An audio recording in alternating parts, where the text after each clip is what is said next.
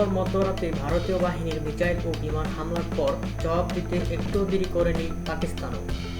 বলা যায় পাকিস্তান তৈরি হয়েছিল পাল্টা হামলার যুদ্ধ বিমান ধ্বংসসহ ভারতীয় বাহিনীর ব্যাপক ক্ষয়ক্ষতির কথা উঠে এসেছে পাকিস্তানের বরাতে। আর এরপরেই আলোচনায় উঠে এসেছে ভারতকে ঘায়েলের সম্প্রতি মহড়া চালানো পাকিস্তানের অস্ত্রগুলো। যুদ্ধের সংখ্যায় শাহবাগ শরীফের সেনারা চীনের F-17 J-10C যুদ্ধবিমানের পাশাপাশি শি জিনপিং এর পাঠানো PL-15 মিসাইল নিয়ে তৈরি হয়েছিল। তাদের হাতে রয়েছে ফাতাহ ও আবতালিব মিসাইল সিস্টেমও। ভারতের হামলার অল্প কিছুক্ষণ সময়ের পরেই জবাব দেয় পাকিস্তান, তবে বেসামরিক স্থাপনা নয়, বরং জবাব দিতে ভারতের সামরিক লক্ষ্যবস্তুগুলোতে হামলা চালানো হয়। আর এতে ভারতীয় বাহিনীর একের পর এক যুদ্ধবিমান ধ্বংসের বার্তা দিতে থাকে ইসলামাবাদ। ভারতীয় বাহিনীর বেশ কিছু ড্রোনও ভূপাতিত করার দাবি করা হয়। পেহেলগাম হামলার পর থেকেই ভারত পাকিস্তান যে আরও একটি যুদ্ধে জড়াবে তা এক প্রকার নিশ্চিত ছিল।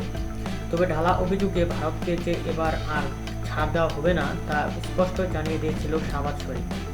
সবশেষে বুধবার রাতে প্রথম প্রহরে পাকিস্তানি ভূখণ্ডের অন্তত 9টি জায়গায় বিমান ও মিসাইল হামলা চালায় ভারতীয় বাহিনী।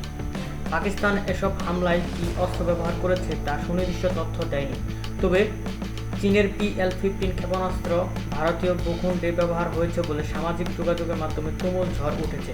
পেহেলগাম হামলার পরে দ্রুতগতিতে শি জিনপিং এর সরকার ভারতকে ঘায়েলে এই অস্ত্র পাকিস্তানে পাঠায় বলে গুঞ্জন উঠেছে।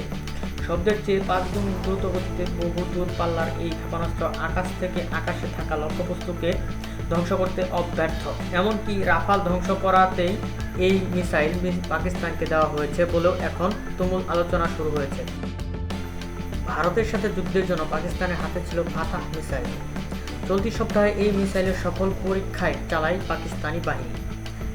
সারফেস টু সারফেস হামলার 400 কিলোমিটার পাল্লার এই মিসাইল পরীক্ষায় যে ভারতের সাথে যুদ্ধের পূর্ব প্রস্তুতি ছিল তা স্পষ্ট। ভারতের প্রতিরক্ষায় থাকা রাশিয়ার S-400 ভেদ করার লক্ষ্য নিয়েই এই মিসাইল তৈরি করা হয়েছিল। ফাতাহ ছাড়াও পাকিস্তানের হাতে তৈরি ছিল আবতালিব মিসাইল সিস্টেমও। স্বল্প পাল্লার ব্যালিস্টিক এই ক্ষেপণাস্ত্রে রয়েছে পরমাণু অস্ত্র বহনের সক্ষমতা। ক্ষেপণাস্ত্র প্রতিরক্ষা ব্যবস্থা ভেদ করে লক্ষ্যবস্তুতে হামলা চালাতে এই মিসাইল প্রায় শতভাগ কার্যকর। সীমান্তে উত্তেজনার প্রেক্ষিতে পাকিস্তান প্রস্তুত রেখেছিল হাতে থাকা J-17 ও J-10C যুদ্ধবিমানকেও। মার্কিন F-16 থাকলেও ভারতের ভূখণ্ডে তা ব্যবহারের সুযোগ না থাকায় এসব যুদ্ধবিমান দিয়েই মহড়া চালাচ্ছিল শাহবাজ শরীফের সেনারা।